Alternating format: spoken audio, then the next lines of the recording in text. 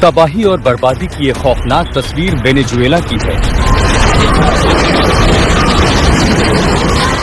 चंद second के भीतर 2 बार जलजला आया और चीख पुकार मच गई।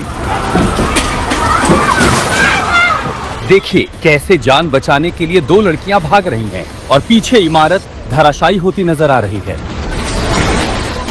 वेनेजुएला के मैक्सिको एयरपोर्ट की तस्वीरें भी डरावनी हैं। भूकंप आया तो हड़कंप मच गया। जान बचाने के लिए लोग दौड़ते भागते नजर आए।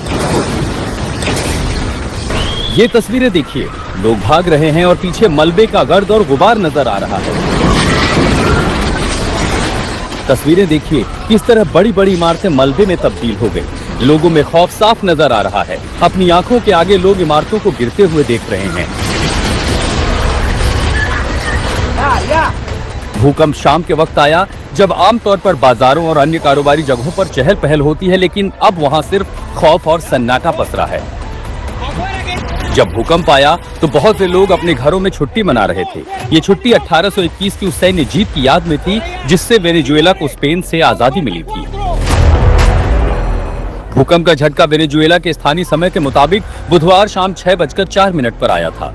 बड़ी बात यह है कि 40 सेकंड के अंतराल में भूकंप के 2 तेज झटके आए। पहला झटका 7.2 तीव्रता का था और दूसरा झटका 7.5 तीव्रता का। यूएस जियोलॉजिकल सर्वे ने बताया कि इसका केंद्र वेनेजुएला की राजधानी कराकास से 168 किलोमीटर दूर कैरेबियन तट पर स्थित मोरोन इलाके के पश्चिम में था। यूएस जियोलॉजिकल सर्वे के मुताबिक पहले भूकंप की गहराई 13 किलोमीटर थी, जबकि दूसरे भूकंप की गहराई 10 किलोमीटर थी। इसे वेनेजुएला में सदी का सबसे शक्तिशाली भूकंप बताया जा रहा है।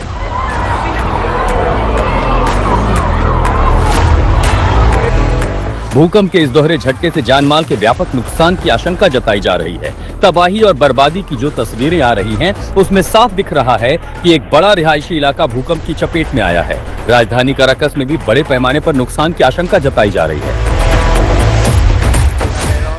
अब हम जो तस्वीरें ज्यादातर देख रहे हैं, ये जो समंदर का तटीय इलाका है कैरेबियन का, उसे काफी अंदर की तरफ था। अगर ये समंदर का एपिसेंटर या तो एकदम किनारे पर होता या समंदर के बीच होता तो सुनामी थी। लेकिन स्टैंडर्ड प्रोटोकॉल ये था कि जैसे ही 7 रिक्टर का पहला भूकंप आया, उसके कुछ ही मिनट में दूसरा भूकंप आया था और इसी के चलते जो कैरेबियन में सुनामी की संभावना थी, यूएसजीसी ने अलर्ट जारी किया था। लेकिन अब से 30 मिनट पहले उसको वापस ले लिया गया है। तो सुनामी का खतरा नहीं है, यानी 2 मोर्चों पर अब वेनेजुएला के लिए नहीं होगी। लेकिन ये जो तस्वीर हम देख पा रहे हैं, आप देखिए जो पहला एयरपोर्ट है इसको बंद करना, लगभग 3 ऐसे एयरपोर्ट हैं जो फिलहाल बंद है क्योंकि ऑपरेशन नहीं हो सकता। कैराकस और उसके आसपास ये लगभग 60 से 70 किलोमीटर का पूरा इलाका है जो अब देखिए पूरी की पूरी इमारत अगर ये टिल डाउन हो सकती है तो इससे अंदाजा लगाया जा सकता है कि मुश्किल कितनी ज्यादा होगी। खासकर यूएसजीसी का जो अनुमान है कि हाई डेंसिटी वाले इलाके जहां सबसे ज्यादा प्रभावित हुआ है और जहां हाई वॉल्यूम होता है, हाई डेंसिटी होती है, वहां लोग जो है उसको 1000 से मल्टीप्लाई करते हैं, देखते हुए तीव्रता कितनी है। वेरी स्ट्रॉन्ग कैटेगरी में इसे डाला गया है और इसीलिए ये प्रेडिक्शन दिया गया है कि इसमें मरने वालों की संख्या